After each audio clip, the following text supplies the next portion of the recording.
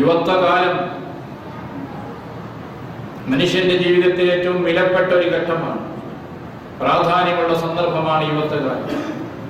പരലോകത്ത് വരുമ്പോൾ മനുഷ്യരോട് എല്ലാ കാര്യങ്ങളെക്കുറിച്ചും ചോദിക്കുന്നുണ്ട്. റസൂലുള്ളാഹി സ്വല്ലല്ലാഹു അലൈഹി വസല്ലം പറഞ്ഞു, ലാ തസൂലു ഖദമ അബ്ദിൻ, ഒരു മനുഷ്യന്റെയും കാൽപ്പാടുകൾ മുന്നോട്ട് വെക്കാൻ സാധിക്കണമെങ്കിൽ ചില ചോദ്യങ്ങൾക്ക് ഉത്തരം പറയണം. അതിൽ ചോദിക്കുന്ന ഒന്ന് അൻ ഉംരിഹി, അവന്റെ ആയുസ്സിനെ കുറിച്ച് ചോദിക്കുന്നു.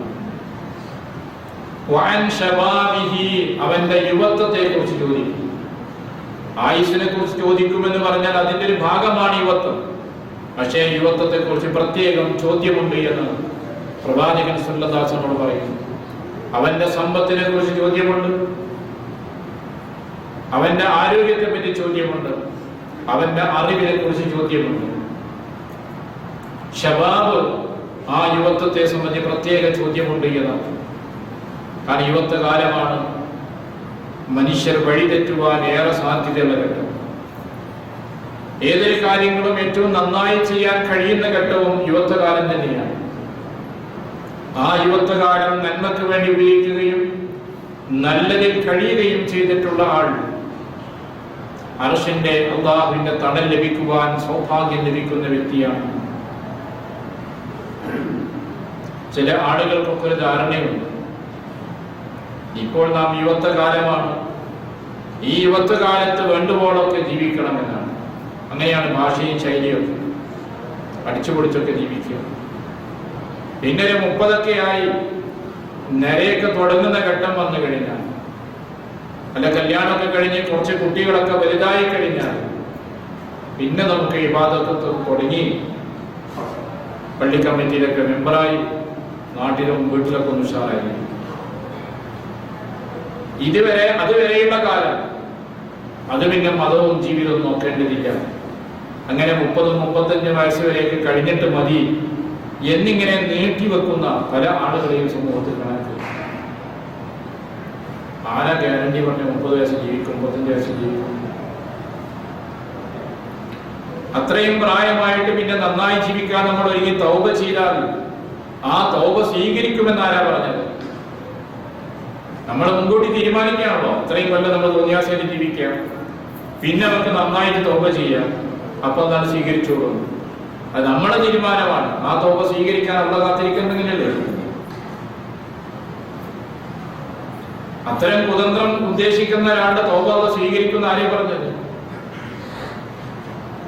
എത്ര യുവാക്കൾ മരണപ്പെട്ടു പോകുന്നുണ്ട്. അതുകൊണ്ട് തന്നെ യുവത്വകാലം അത് നമ്മുടെ ജീവിതത്തിലെ ഏറ്റവും നല്ലതിന് വേണ്ടി ഉപയോഗിക്കേണ്ടതാണ്. നബി സല്ലല്ലാഹു അലൈഹി വസല്ലമയുടെ കാലഘട്ടത്തിൽ യുവാക്കൾ വലിയൊരു പങ്കാണ് വഹിച്ചത്. ഇസ്ലാമിന്റെ വിജയത്തിലും പ്രചരണത്തിലും സമൂഹത്തിന് വേണ്ടിയുള്ള ഹിദ്മകളിലും സേവനങ്ങളിലുമെല്ലാം യുവാക്കൾ നിർവഹിച്ച പങ്ക് കുറച്ചൊന്നുമായിരുന്നില്ല. മദീനയിൽ നല്ലൊരു യുവസംഘം ഉണ്ടായിരുന്നു. 70 ആളുകളുണ്ടവർ. പഠനത്തിൽ അവർ സജീവമാണ്, സേവനത്തിലും സജീവമാണ്.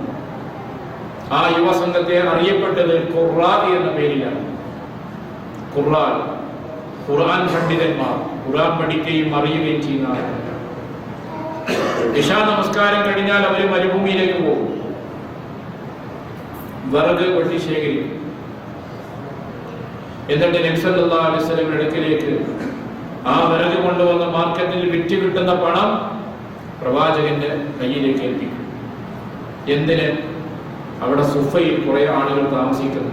മദീന പള്ളിയുടെ ബാക്ക് സൈഡിൽ മക്കയിൽ നിന്ന് ഹിജ്റ വന്ന അഭയാർത്ഥികളായി വന്ന ആളുകൾ താമസിക്കുന്നത്. അവർക്കുള്ള ഭക്ഷണവും വസ്ത്രവും അതുപോലുള്ള കാര്യങ്ങൾക്കെല്ലാം ഉള്ള ഫണ്ട് ഈ സംഘമായിരുന്നു ശേഖരിച്ചു കൊണ്ടുവന്നിരുന്നത്. ഇശാ വരെ അവർ പള്ളിയിലുണ്ട്, ഖുർആൻ പഠിക്കുകയാണ്. ഇശാ കഴിഞ്ഞാൽ മരുഭൂമിയിൽ വിറക് ശേഖരിക്കുന്നു, പ്രഭാതത്തിൽ അത് കൊണ്ടുവന്ന് മാർക്കറ്റിൽ വിൽക്കുന്നു. ഇങ്ങനെ ഒരു സംഘം ഖുർആനുകൾ എന്ന പേരിൽ അറിയപ്പെടുന്ന യുവസംഘം മദീനത്തുണ്ടായിരുന്നു. അങ്ങനെ ടീമായിക്കൊണ്ട് അവർ പ്രവർത്തിച്ചു. അതാണ് വശാബുൻ നശഅ ഫീ ഇബാദത്തില്ലാഹ്. അല്ലാഹുവിനെ ഇബാദത്ത് ചെയ്തുകൊണ്ട് വളർന്നു വന്ന യുവാവ് ആ യുവത്വകാലം നല്ല കാര്യങ്ങൾക്ക് വേണ്ടി വിനിയോഗിച്ചവരാണ്. മഹാനായ അലി റളിയല്ലാഹു അൻഹു, മുആദ് ഇബ്നു ജബൽ റളിയല്ലാഹു അൻഹു, ഇബ്നു അബ്ബാസ് റളിയല്ലാഹു അൻഹു, മുസ്അബ് ഇബ്നു ഉമൈർ റളിയല്ലാഹു അൻഹു തുടങ്ങിയ ഒരുപാട് ചെറുപ്പക്കാരുണ്ട്. നബി സല്ലല്ലാഹു അലൈഹി വസല്ലമയുടെ വിജ്ഞാന സദസ്സിൽ അവരുണ്ട്, സേവനത്തിന്റെ മേഖലകളിലുണ്ട്. എല്ലാ തലങ്ങളിലും ഇത്തരം യുവാക്കളുടെ സജീവമായ സാന്നിധ്യം പ്രവാചകൻ സല്ലല്ലാഹു അലൈഹി വസല്ലമയുടെ കാലഘട്ടത്തിലെ ചരിത്രം പഠിച്ചാൽ നമുക്ക് കാണാൻ കഴിയും. മുസ്അബ് റളിയല്ലാഹു അൻഹു ഇസ്ലാം മതം സ്വീകരിച്ചു. വീട്ടിൽ നിന്ന് മാതാവ് പുറത്താക്കി. ധനികനായി സമ്പന്നനായിരുന്ന അദ്ദേഹത്തിന്റെ പിതാവ് മക്കയിൽ അറിയപ്പെടുന്ന വലിയ കച്ചവടക്കാരൻ, എല്ലാ ജീവിത സൗകര്യങ്ങളും അനുഭവിച്ചുകൊണ്ട് ജീവിച്ചിരുന്ന വ്യക്തിയായിരുന്നു. അദ്ദേഹം നടന്നു പോകുന്ന വഴിയിലൂടെ ഉഹുദിന്റെ വാസന തങ്ങി നിൽക്കുമായിരുന്നു. ആളുകൾ പറയാറുണ്ടായിരുന്നത്രേ, ഇതിലെ മുസ്അബ് പോയിട്ടുണ്ട് എന്ന്. അത്ര സുഖജീവിതം അനുഭവിച്ച മുസ്അബ് റളിയല്ലാഹു അൻഹു ഇസ്ലാം മതം സ്വീകരിച്ച് വീട്ടിൽ നിന്ന് പുറത്താക്കപ്പെട്ട് വഴിയിലും പലയിടങ്ങളിലും കടന്നിറങ്ങുന്ന ഒരവസ്ഥയാണുള്ളത്. നബി സല്ലല്ലാഹു അലൈഹി വസല്ലമയിലേക്ക് അദ്ദേഹം കയറി വരുന്നത് വളരെ ദയനീയമായ ഒരവസ്ഥയിലാണ്. ഉള്ള വസ്ത്രം കീറിയിട്ടുണ്ട്,